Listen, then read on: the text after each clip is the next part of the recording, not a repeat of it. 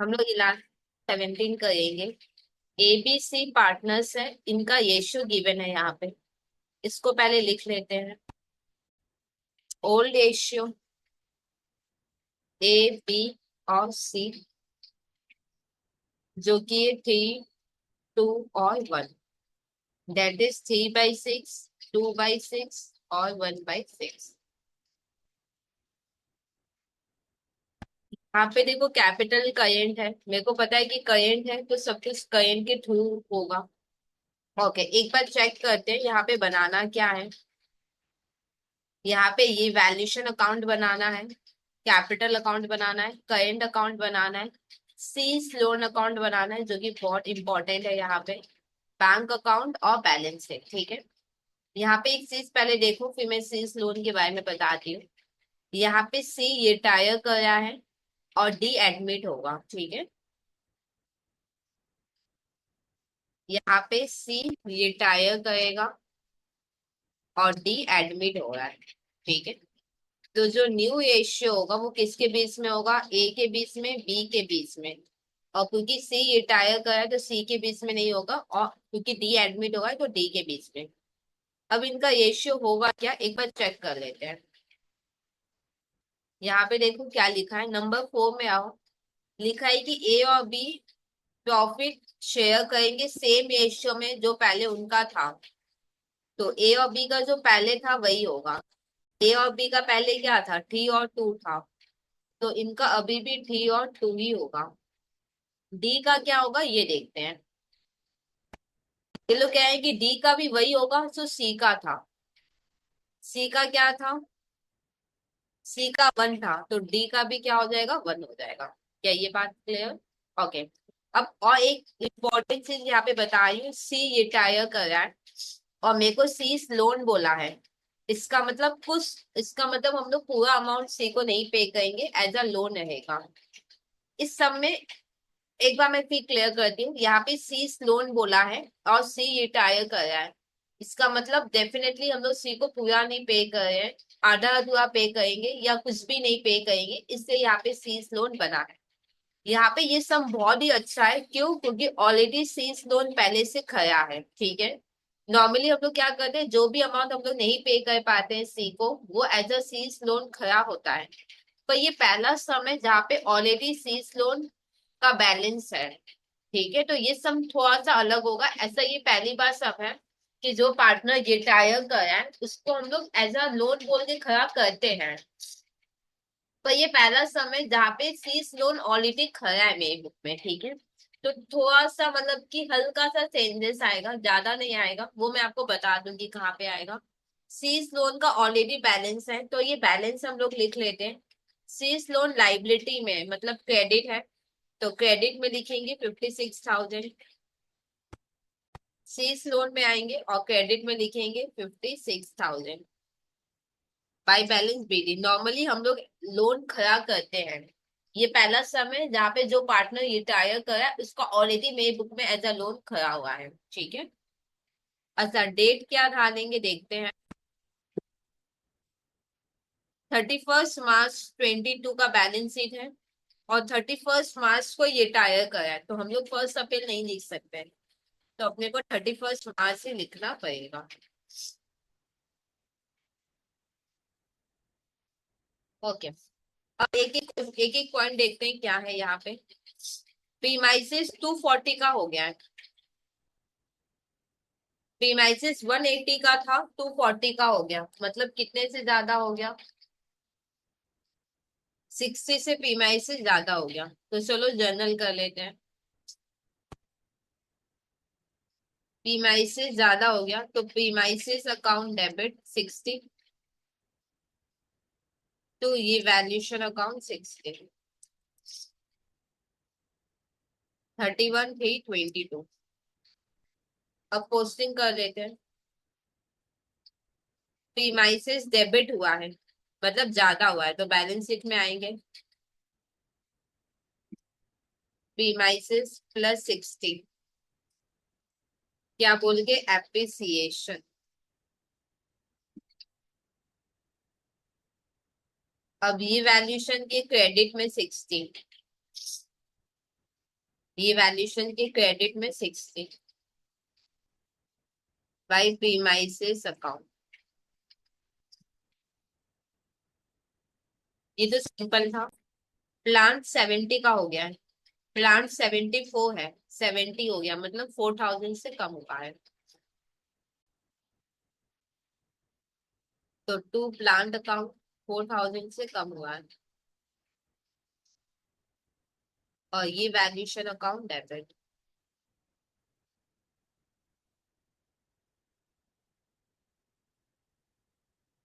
ये वैल्यूएशन के डेबिट में लिखेंगे 4000 टू प्लांट अकाउंट।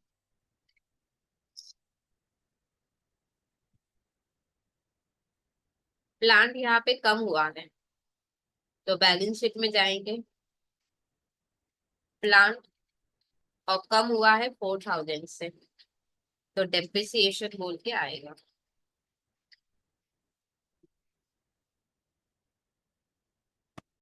अब देखो स्टॉक हो गया 1,08,000 समथिंग। स्टॉक पहले 1,24,000 समथिंग था, अभी 1,08,000 समथिंग हो गया, मतलब कम हो गया। कितने से कम हुआ है माइनस करो।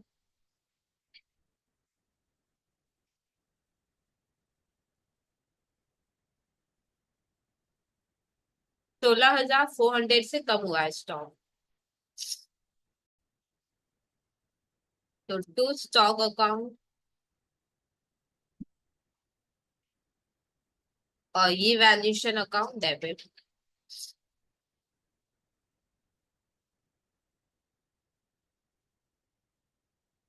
अब ये वैल्यूएशन के डेबिट में लिखेंगे 16,400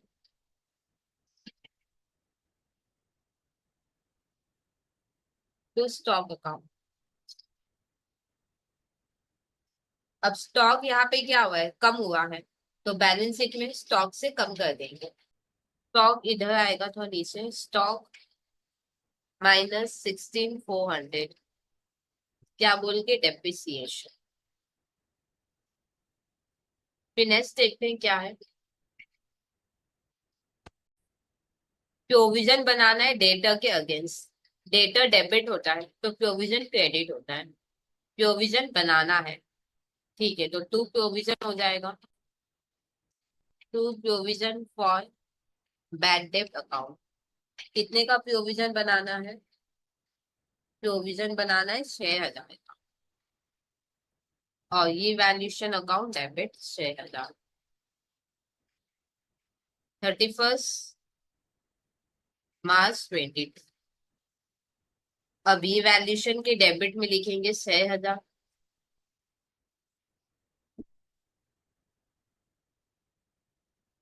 to provision for bad debt account.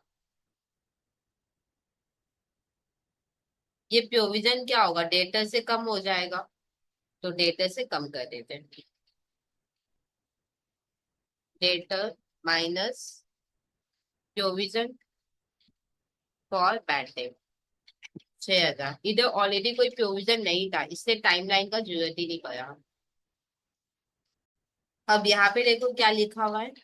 Goodwill is to be recorded in the books on the day C retire, मतलब जिस दिन सी रिटायर होगा उस दिन गुडविल दिखाएंगे 84,000 से, ठीक है। फिर ये लोग बोल रहे हैं कि पार्टनर ना गुडविल को रखना नहीं चाहता है, तो वो उसको खत्म कर देंगे न्यू कैपिटल में, न्यू रेशियो में। अगर ये लाइन नहीं भी बोलता तो भी हम लोग जानते हैं कि एडमिशन कम रिटायरमेंट का सम होगा, तो गुडविल रिकॉर्ड होगा ओल्ड रेशियो में और कैंसिल हो जाएगा न्यू रेशियो में, ठीक है। तो चलो कर लेते हैं। गुडविल को रिकॉर्ड करना है।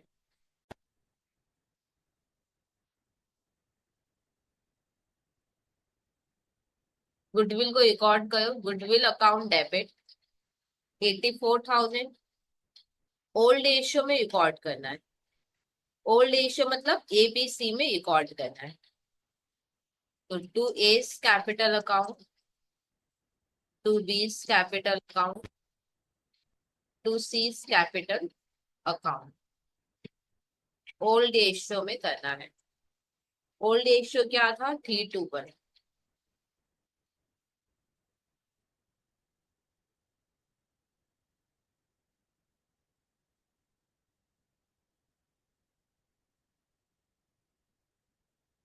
फिर गुडविल को खत्म भी करना है, तो गुडविल को खत्म कर देते हैं। To goodwill account 84,000।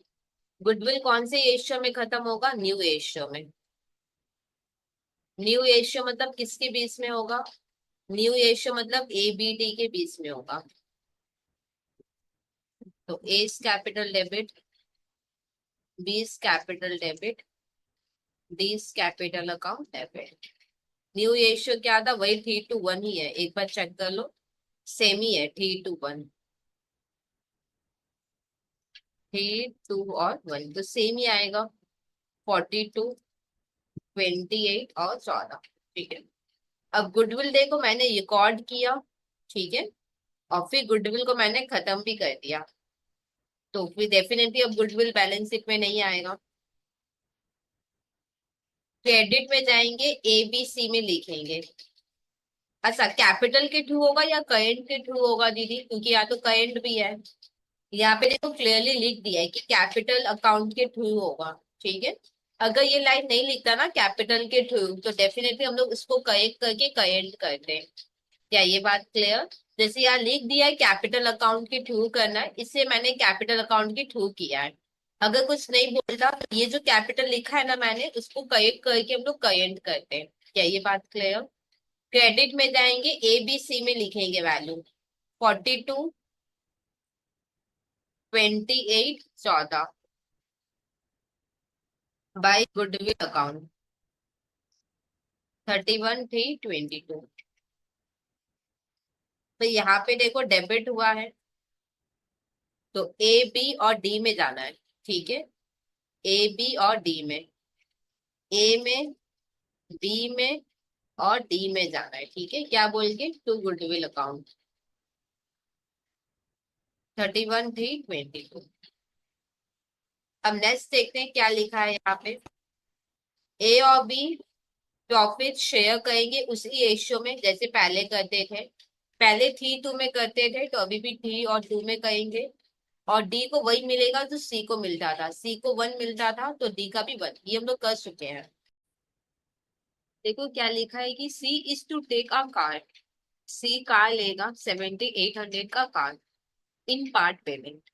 एक कंफ्यूजन आपका ये होगा कि दीदी C कार ले रहा है, तो इसकी किस, तो इसको हम लोग किसके थ्रू दिखाएं? सीज करेंट अकाउंट के थ्रू लिखा है। कैपिटल तो होगा ही नहीं, क्योंकि अगर करेंट है तो करेंट के थ्रू होगा।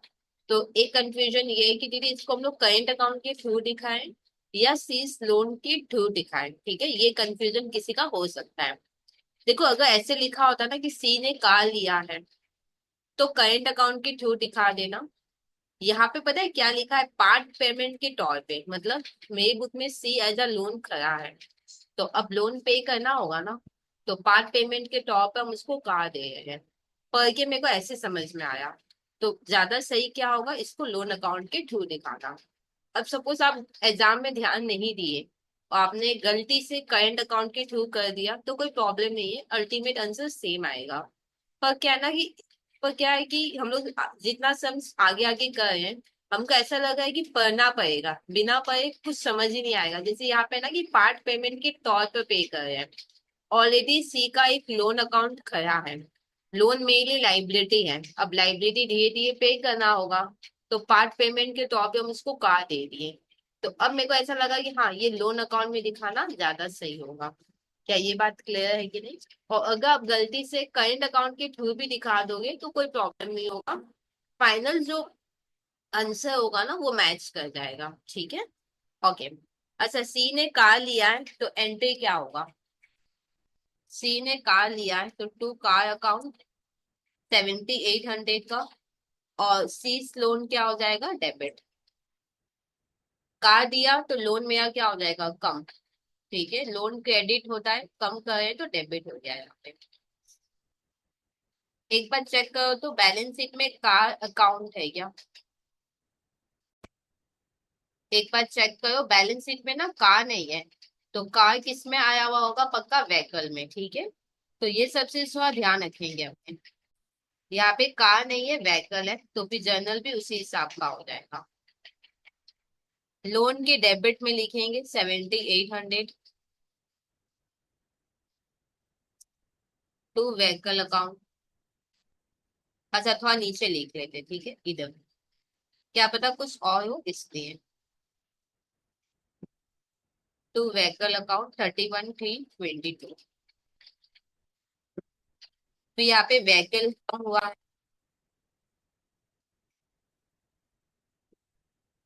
अच्छा एक डाउट किसी का ये तो नहीं है ना कि दीदी पूरा व्हीकल ले लिया, मेरे को ऐसा डाउट लग रहा है किसी को।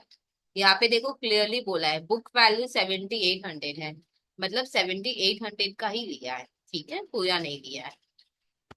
यहाँ पे लिखेंगे व्हीकल -7800, क्या बोल के टेकन ओवर बाय सी।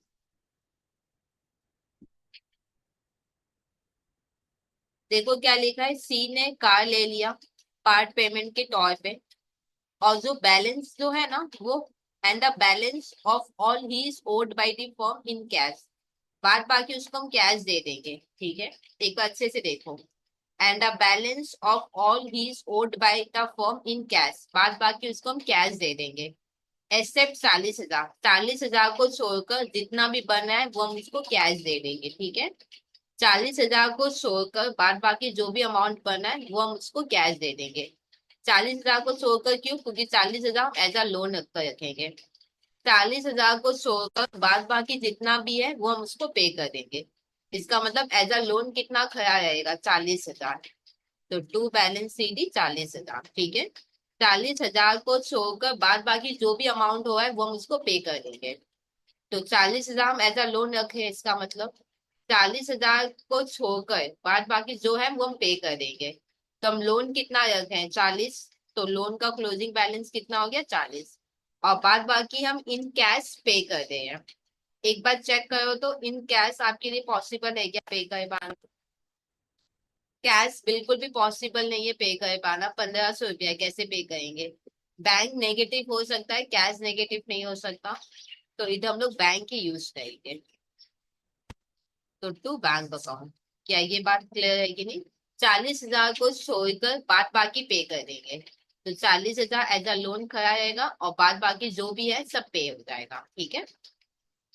31/3/22, 31/3/22। अच्छा C's loan debit to bank एक जर्नल बनेगा, और ये लास्ट में पे करेंगे, तो इधर लिख लेते हैं C's loan debit to bank.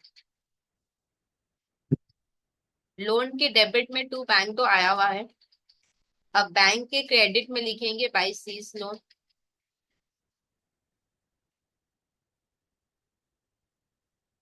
कितना अमाउंट होगा ये बाद में देख लेंगे, आगे देखते हैं और क्या लिखा हुआ है। Partner in the new firm, जो न्यू फॉर्म में पार्टनर्स होंगे are to start on equal footing so far as capital and current account are concern, मतलब इन लोगों का कैपिटल और करेंट क्या होगा, इक्वल होगा, ये बोला है यहाँ पे, ठीक है। जो न्यू फर्म होगा उसमें पार्टनर्स का कैपिटल और करेंट सबका बराबर होगा, ये बोल रहा है। डी पैसा लाएगा to bring his capital and current account, ठीक है। डी पैसा लाएगा कैपिटल का करेंट अकाउंट का to the same amount as the original partner from old firm who has lower investment in the business। यहाँ पे एक चीज पहले लिखा है कि सबका इक्वल होगा, ठीक है। दूसरा क्या लिखा है कि डी पैसा लाएगा, कैपिटल का पैसा लाएगा, करंट अकाउंट का पैसा लाएगा। अब क्वेश्चन है कि इक्वल तो होगा, किसको बेस मान के सबको इक्वल करना है, तो जिसका लोअर वैल्यू होगा उसको हम लोग बेस मानेंगे, ठीक है। तो ये पॉइंट अभी तो नहीं हो पाएगा, लास्ट में सॉल्व करके ये होगा, इसको भी मैं बाद में पढ़ा देती हूँ आगे वाला पॉइंट। ये वैल्यूएशन का जो भी होगा वो करंट अकाउंट के थ्रू होगा, नहीं भी बोलता तो भी हम लोग करंट अकाउंट के थ्रू ही करते। और यहाँ पे कुछ नहीं बोला है। अब हम लोग बैलेंस शीट में आते हैं, कैपिटल का वैल्यू गिवन है तो कैपिटल का वैल्यू पहले लिख लेते हैं। 170, 130 और 70, क्या बोल के by balance BD. Balance sheet 31 March का है और सारे काम 31 मार्च को हुए तो 31 मार्च ही होगा। अब करंट अकाउंट आएंगे, करंट अकाउंट भी क्रेडिट होता है। ए और सी का वैल्यू है तो ए और सी में लिख लो 74, 28, 93, 56 बाई बैलेंस बीडी 31, 3, 22। आगे देखते हैं और क्या लिखा हुआ है। सीज लोन का वैल्यू है, सीज लोन क्रेडिट होता है, क्रेडिट में 56,000 होगा। ये हम लोग लिख कर रखे हैं 56,000 बाई बैलेंस बीडी बोलकर। आगे क्रेडिटर है, क्रेडिटर का वैल्यू लिख लेते हैं। लाइबिलिटी में आएगा क्रेडिटर, तो इधर लिख लेते हैं क्रेडिटर्स, जो कि है 38,072। आगे बैंक ओवरड्राफ्ट है, बैंक ओवरड्राफ्ट मतलब बैंक अकाउंट, ठीक है। यहाँ पे बैंक लाइबिलिटी में है मतलब क्रेडिट नेचर का है, तो क्रेडिट में वैल्यू आएगा। तो क्रेडिट में वैल्यू लिख लेते हैं 8,400। बैंक यहाँ पे लाइबिलिटी में है मतलब क्रेडिट है, तो क्रेडिट में वैल्यू लिखेंगे क्या बोल के, बाय बैलेंस पेड। अच्छा फिर एसेट में आ जाओ। एसेट में प्रीमाइसेस का वैल्यू गिवन है तो लिख लो 180। एक बार बुक रेफर करना प्लीज। प्लांट का वैल्यू 74 है, व्हीकल का वैल्यू 30,000 है। फिर फिक्सर भी गिवन है, फिक्सर्स कितना है 4,000। फिर करेंट अकाउंट, बी का करेंट अकाउंट का वैल्यू है। अच्छा ये कौन से नेचर का है, एसेट में है तो डेबिट नेचर का है, तो डेबिट में वैल्यू लिखेंगे। डेबिट में लिखेंगे वैल्यू 5018, क्या बोल के टू बैलेंस बीडी 31, 3, 22। अब आगे देखते हैं और क्या लिखा हुआ है। स्टॉक गिवन है, डेटर गिवन है और कैश गिवन है, इनको उठा के लिख लेते हैं। स्टॉक, अच्छा स्टॉक ऑलरेडी लिखा हुआ है, इधर वैल्यू लिख लेते हैं 124,758, 124,758। फिर डेटर लिख लेते हैं 69,960। फिर कैश लिख लेंगे 1520, ठीक है और कुछ नहीं है। सबसे पहले ये वैल्यूएशन को टैली करो।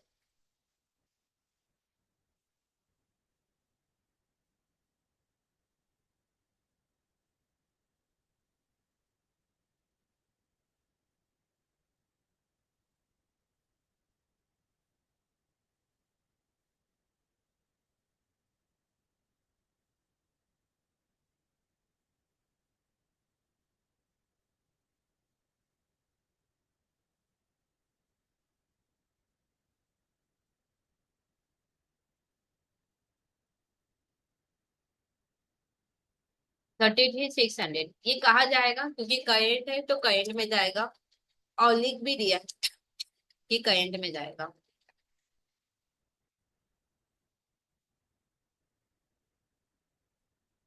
ये ओल्ड एशियो में होगा, ओल्ड एशियो मतलब ए बी सी में होगा, 3 to 1 में।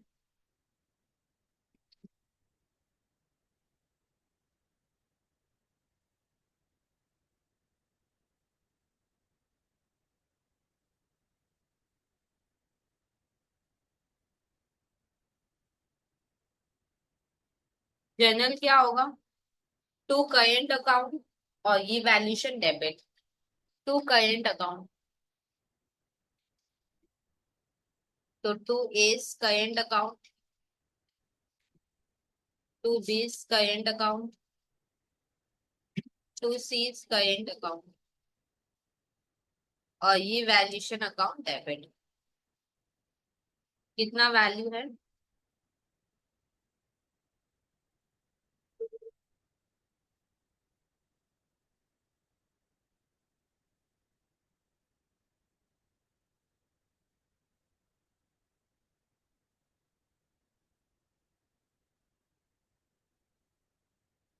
33,600,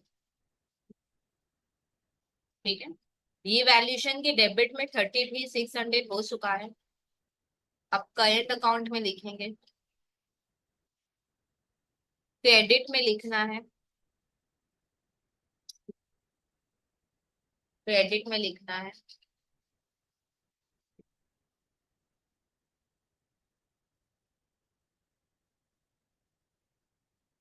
बाय इवैल्यूएशन अकाउंट, डैश देके प्रॉफिट ऑन इवैल्यूएशन। ठीक है। अब क्या करना है, अब इधर देखो, यहाँ पे सी ये टायर का है तो सी को कर लो टैली। यहाँ पे सी का पता है कैपिटल करेंट दोनों है, ठीक है। बुक में पता है क्या किया है, कैपिटल को लोन में लेकर आया है, जो कि होता ही है, जो कि सही है। करेंट को भी ये लोग लोन में लेकर आए हैं। अभी आपके पास ऑप्शन है, आप करेंट को कैपिटल में शिफ्ट कर लो, फिर कैपिटल को लोन में लेके आओ। नॉर्मली हम लोग क्या करते हैं, ध्यान से सुनो, हम लोग करेंट को कैपिटल में शिफ्ट करते हैं, फिर कैपिटल को लोन में शिफ्ट करते हैं, ठीक है। बुक में क्या है कि करेंट को भी लोन में शिफ्ट किया है, कैपिटल को अलग से लोन में किया है। ये कंप्लीटली आपके पास ऑप्शन है। हम लोग क्या करेंगे, जो सीखे हैं उन्हीं को अप्लाई करें। हम लोग करेंट को कैपिटल में शिफ्ट करें, फिर कैपिटल को लोन में करें, जो हम लोग पहले सम्स में करके रखे थे, ठीक है। तो इसको कर लेते हैं पहले।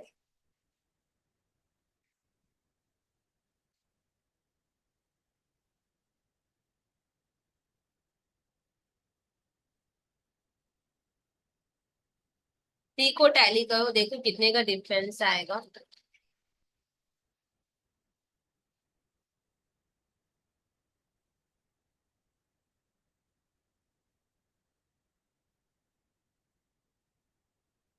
ये कैपिटल में जाएगा, इसको लोन में भी लेके जा सकते हो, कोई प्रॉब्लम नहीं है, ठीक है। ये कंप्लीटली ऑप्शन है आपके लिए। अच्छा, यहाँ पे टू सीज कैपिटल और सीज करंट अकाउंट क्या हुआ, डेबिट। टू सीज कैपिटल और C's current account debit, 14956। Current के डेबिट में लिख चुके हैं टू सीज कैपिटल, हाँ या ना। अब कैपिटल में लिखेंगे क्रेडिट में, क्रेडिट में सी के कॉलम में, क्रेडिट में सी के कॉलम में 14956 बाई सीज करंट अकाउंट। अब सी को फाइनली टैली करो, ये सी लोन बोल के चला जाएगा। सी ये टायर का है तो पहले सी का काम हम लोग कंप्लीट कर लेते हैं, फिर डी को देखेंगे कैसे करना है।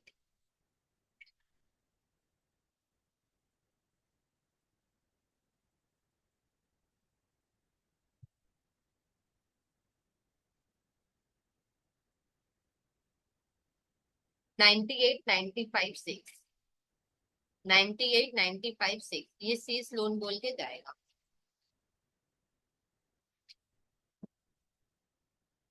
ठीक है। जर्नल क्या हुआ, टू सीज लोन और सीज कैपिटल डेबिट। जर्नल क्या होगा, टू सीज लोन,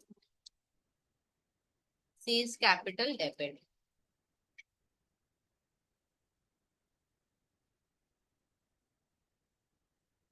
कैपिटल के डेबिट में हो चुका है टू सीज लोन, देख लो एक बार। अब क्रेडिट में लिखेंगे, ठीक है। क्रेडिट में लिखे, लोन के क्रेडिट में लिखना है 98,95,6, 98,95,6 बाई सीज कैपिटल अकाउंट। अब हम लोग कितना सी को पे करेंगे निकल जाएगा ना टैली करके, तो इसको खत्म करो।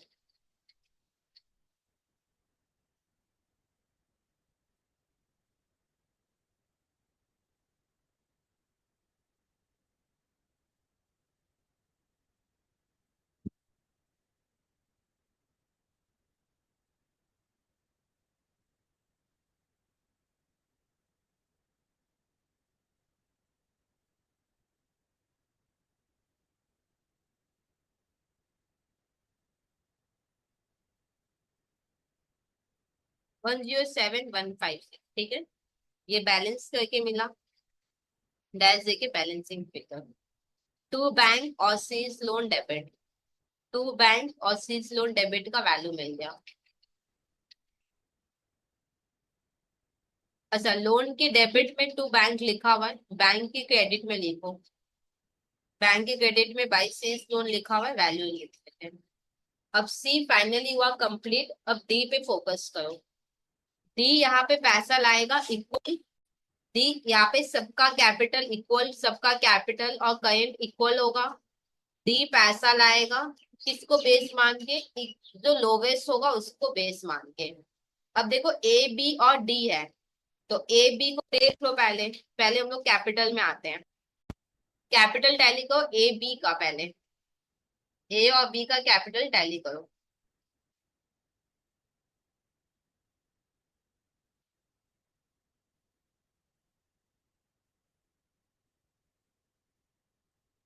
ये क्या बोल के आएगा, टू बैलेंस सीडी, जो भी आएगा वो सीडी बोल कर आएगा। अब बी का करो।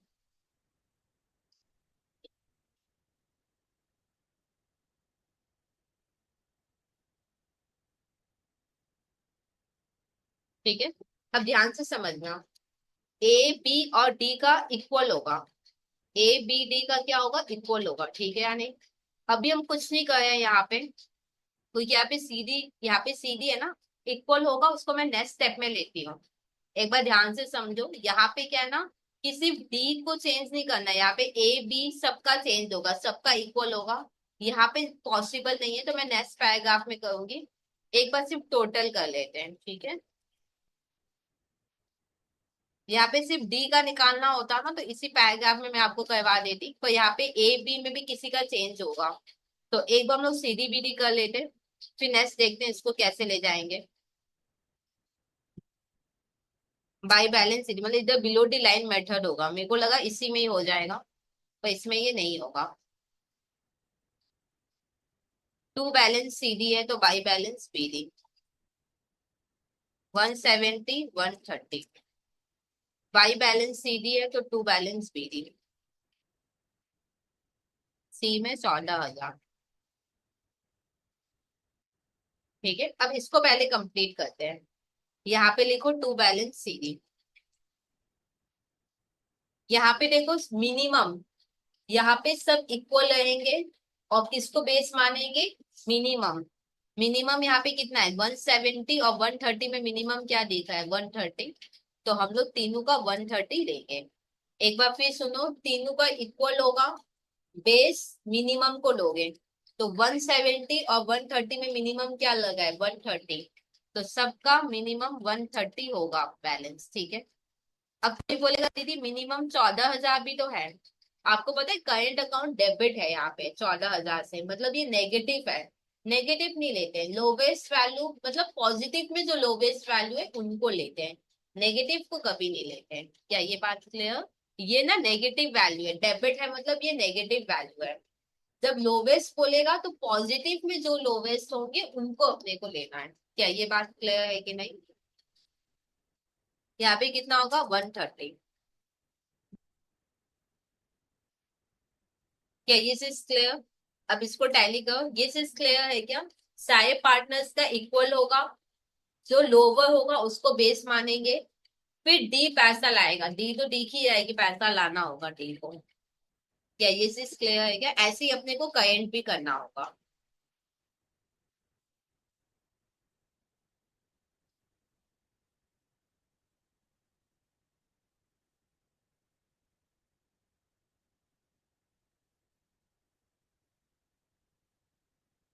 यहाँ पे 170 होगा। अच्छा एक लाइन लिखा हुआ था, चलो वो भी मैं पढ़ा देती हूँ क्या लिखा है। यहाँ पे लिखा है कि जो ओरिजिनल पार्टनर है ओल्ड फर्म में, मतलब ए और बी, जिसका ज्यादा कैपिटल है वो पैसा निकाल लेगा। कुछ नहीं भी बोलता तो भी तो हम टू बैंक बाई बैंक करते हैं, तो ये काम का राइट नहीं है।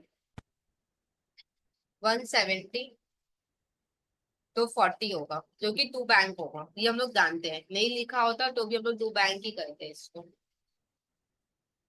इधर 130, एक सेकेंड, सॉरी, ये सी में थोड़ी ना होगा, ये तो डी में था ना 14,000, सॉरी ये डी में आएगा। ठीक है। अच्छा बी का देखो 1,30,000 टैली हो गया। सी को फर्दर टैली करना ही नहीं है, सी को फर्दर कुछ करना ही नहीं है अपने को, ये ऐसे ही पढ़ा जाएगा। अब इसको करते हैं।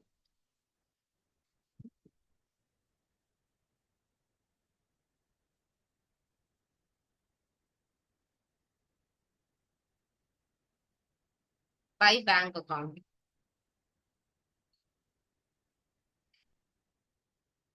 अब जर्नल करते हैं, टू बैंक होगा और ए कैपिटल डेबिट। तो लिखो टू बैंक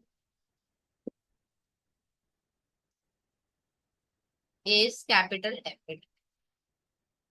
कितने से होगा? 40,000।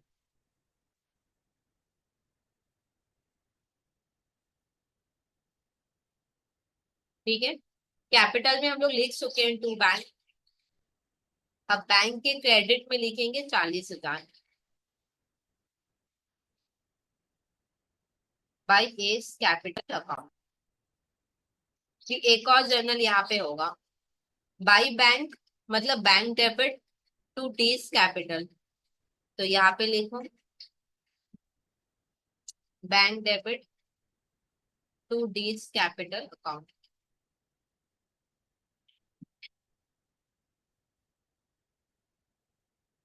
बैंक के डेबिट में लिखेंगे टू डीज कैपिटल।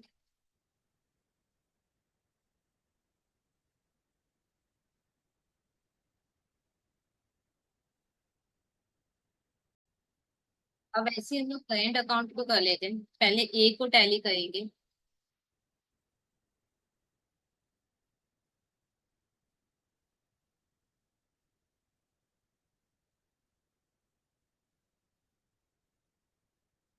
बी को टैली करेंगे।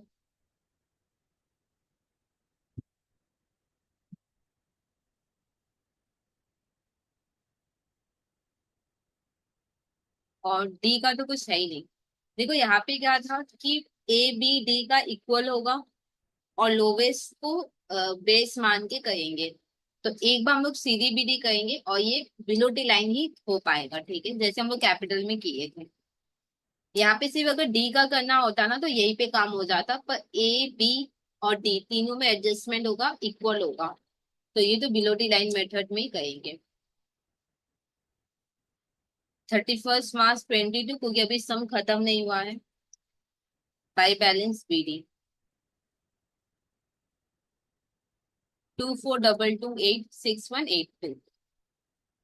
अब यहाँ पे लिखेंगे 31/3/22 टू बैलेंस सीडी। यहाँ पे मिनिमम को बेस मानेंगे और तीनों का इक्वल होगा। मिनिमम क्या है? 6182, तो तीनों में 6182 होगा। अब टैली कर लेंगे।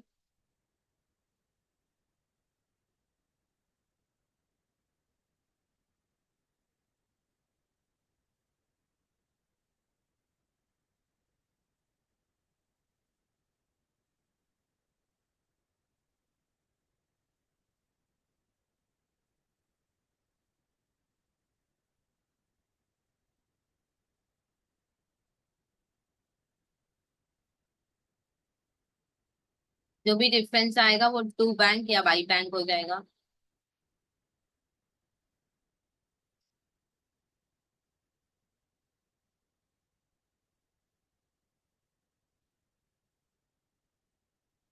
18046 आएगा। बी का सेम होगा और डी का 6182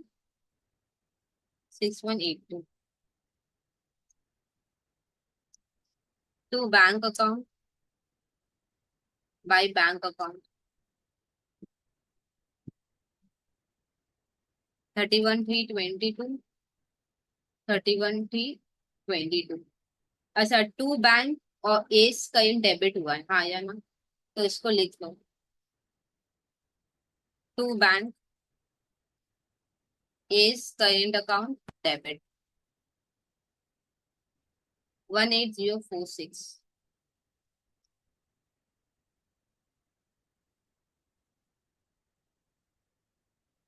18046। अब करेंट में टू बैंक लिखा हुआ है, ठीक है या नहीं, एक बार चेक कर लेना। बैंक के क्रेडिट में लिखेंगे 18046, 18046 बाई एस करेंट अकाउंट। एक और जर्नल यहाँ पे होगा, यहाँ पे देखो bank debit to D's current account होगा, तो इसको भी लिख लेते हैं। Bank account debit to D's current account. 6182। 6182।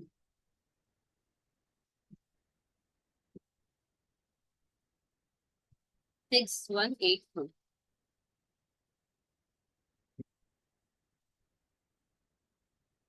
Bank में लिख लेते हैं 2 days करेंट अकाउंट। बैंक में 6182, 2 days करेंट अकाउंट। अब करेंट सीडी है ना, इधर बीडी कर लेते हैं अब, क्योंकि सम खत्म हो गया है तो यहाँ पे हम फर्स्ट अप्रैल अब लिख सकते हैं। 6182, 6182, 6182। अब ये बैलेंस शीट में भी आ जाएगा।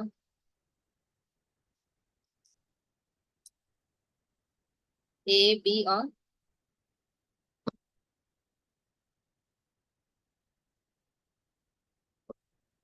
ए बी और डी। 6182, 6182, 6182, 6182।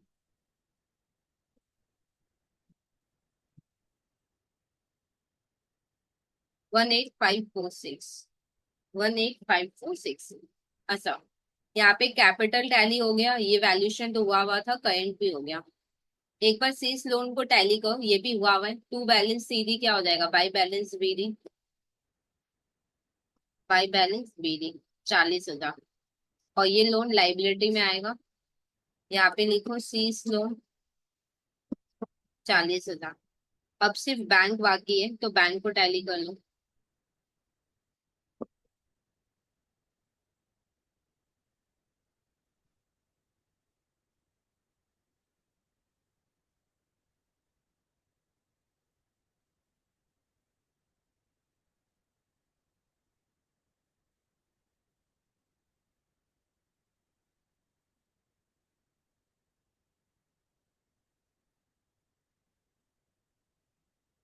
173,602, 173,602, 173,602।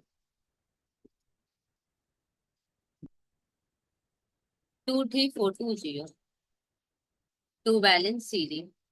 और यही सीडी इधर जाके होगा बीडी। अच्छा, ये क्या हुआ दीदी, एसेट में जाएगा या लाइबिलिटी में?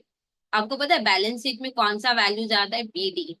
ये बीडी है जो बैलेंस शीट में जाएगा, सीडी कभी बैलेंस शीट में नहीं जाता है। बीडी बैलेंस शीट में जाता है। अब बीडी क्योंकि क्रेडिट में है, बीडी क्योंकि क्रेडिट में है तो लाइबिलिटी में जाएगा। एक चीज पहले क्लियर करो, बीडी होता है जो बैलेंस शीट में जाएगा। अब बीडी क्योंकि क्रेडिट में है तो ये लाइबिलिटी में जाएगा। लाइबिलिटी में अगर बैंक जा रहा है तो बैंक ओवरड्राफ्ट बोलकर जाएगा। Bank overdraft 23420। और तो कुछ नहीं है, बस टैली करना है।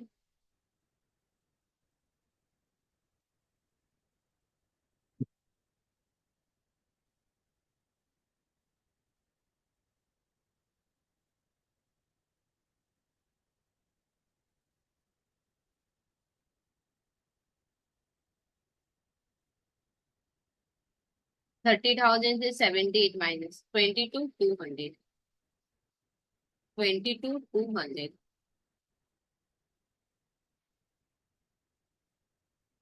124,758, 108,358, यही वाला वैल्यू था शायद सम में।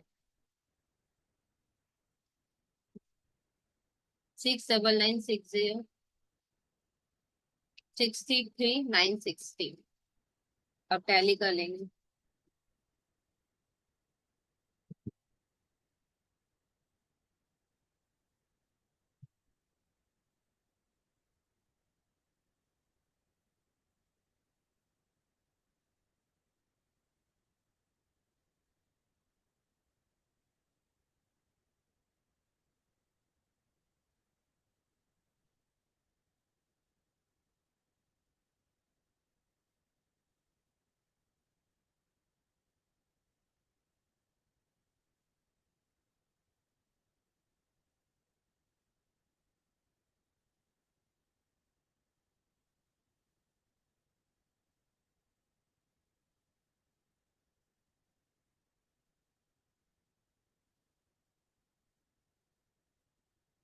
तो ये सम फाइनली हुआ कंप्लीट। कोई डाउट है चाहे कमेंट सेक्शन में लिख देना।